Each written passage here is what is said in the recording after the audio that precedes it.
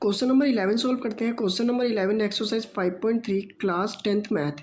आप इस वीडियो में मेरे को कमेंट करके बता सकते हैं कि मैं नेक्स्ट किस चैप्टर का सोल्यूशन आपको करवाऊँ।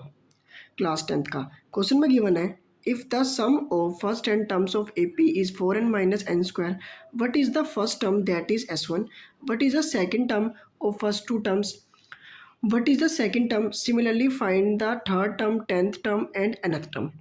ये क्वेश्चन बहुत इंपॉर्टेंट है, हमें इस क्वेश्चन में सभी चीज़ पूछी है। तो हम सॉल्यूशन देखते हैं। सॉल्यूशन में हमें nth टर्म का सम गिवन है 4n माइनस एन स्क्वायर, और हमसे फाइंड करने के लिए कहा गया है S1 टर्म। साथ ही साथ हमें फाइंड करने के लिए कहा गया है फर्स्ट टू टर्म का सम, मतलब S2 टर्म। साथ ही साथ हमसे फाइंड करने के लिए कहा गया है सेकेंड टर्म, मतलब A2 टर्म। हमसे सिमिलरली थर्ड टर्म का है, मतलब A3 टर्म। हमें टेंथ टर्म भी फाइंड करनी है, A10 टर्म। और साथ ही साथ हमें nth टर्म भी फाइंड करनी है, an इज इक्वल टू, ये भी फाइंड करना है हमें। तो हमें सम गिवन है, सम हमें कितना गिवन है, Sn which is equal to 4n minus n square. तो हम अपना S1 टर्म निकालते हैं। S1 टर्म हमारी बेसिकली फर्स्ट टर्म की इक्वल आएगी, क्योंकि फर्स्ट टर्म और सम ऑफ फर्स्ट टर्म तो सेम ही होता है। एग्जाम्पल का अगर AP में एक ही टर्म है 3, तो उस टर्म का फर्स्ट टर्म क्या होगी 3, और उसका सम भी क्या होगा 3। तो हमें S1 टर्म निकालनी है। उसके लिए हम जो ये ऊपर nth टर्म है सम की, इसमें n की जगह 1 पुट कर देंगे, तो आएगा 4, n की जगह 1 पुट करेंगे, माइनस 1, n की जगह 1 पुट करेंगे, 1 स्क्वायर। तो ये हो जाएगा 4 मल्टीप्लाई 1 4 माइनस 1 का square 1 which is equal to 3। हमारे पास A टर्म आ गई A, और S1 टर्म दोनों आई है 3। हम फाइंड करते हैं अपनी S2 टर्म।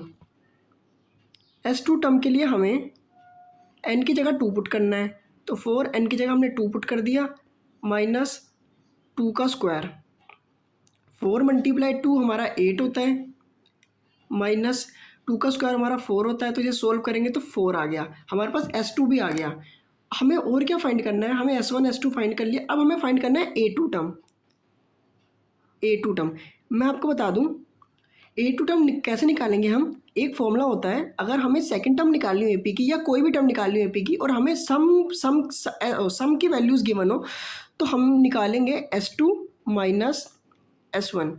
इसका जनरल फॉर्मूला होता है, अगर हमें nth टर्म निकालनी है AN, तो उसे हम कैसे निकालेंगे, SN माइनस SN माइनस 1।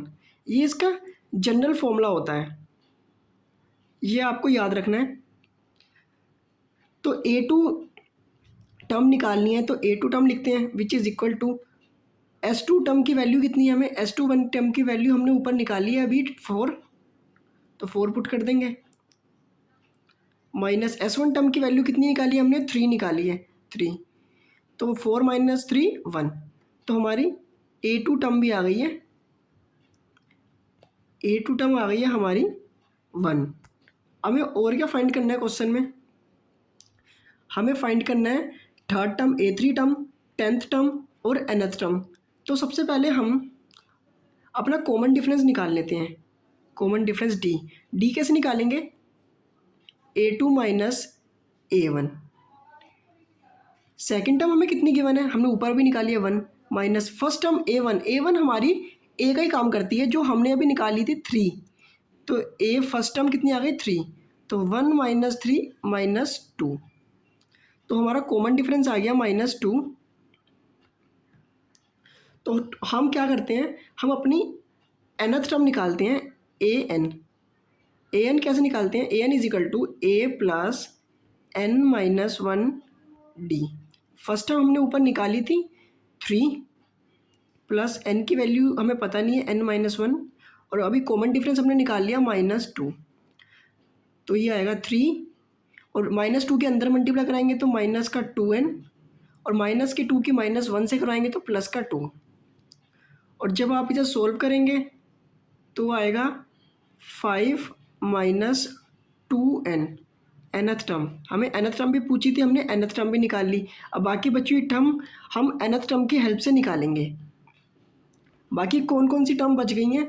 बाकी हमारी एक तो 10th टर्म रह गई है जो फाइंड करने वाली है, और एक 3rd टर्म रह गई है फाइंड करने वाली। बाकी हमने सब कुछ निकाल लिया। तो हम अपनी अपनी A3 टर्म निकालते हैं, 3rd टर्म। तो उसके लिए क्या करना होगा हमें? nth टर्म की जो वैल्यू आई है उसमें n की जगह 3 पुट कर देंगे। तो 5 माइनस 2 की जगह 2 और n की जगह 3 पुट कर देंगे। तो 5 माइनस 2 3 जा 6, तो ये आ जाएगा माइनस का 1। तो हमारे पे 3rd टर्म भी आ गई है माइनस का 1। अब हम फाइंड करते हैं अपनी लास्ट A10 की वैल्यू। A10 की वैल्यू कैसे निकालेंगे? जो nth टर्म आई है उसमें n की जगह हम 10 पुट कर देंगे। तो 5 माइनस 2 मल्टीप्लाई n की जगह 10 पुट कर देंगे। तो ये आ जाएगा 5 माइनस 2 मल्टीप्लाई 10 20। तो हमारे पास A10 की फाइनल वैल्यू आएगी 5 माइनस 20 माइनस का 5। तो हमें क्वेश्चन में जो जो पूछा गया था हमने वो फाइंड कर लिया। अगर आपको वीडियो पसंद आई है तो वीडियो को लाइक करें, और चैनल को आपने अभी तक सब्सक्राइब नहीं करा तो चैनल को सब्सक्राइब करें। और हाँ, आप कमेंट करके बता सकते हैं कि नेक्स्ट किस चैप्टर पर मैं वीडियो बनाऊं, और इस वीडियो को ज़्यादा से ज़्यादा शेयर करें जिससे मुझे सपोर्ट मिलेगा। तो आप मिलते हैं नेक्स्ट वीडियो में। देखते रहिए आप मैथमेटिक्स टेक।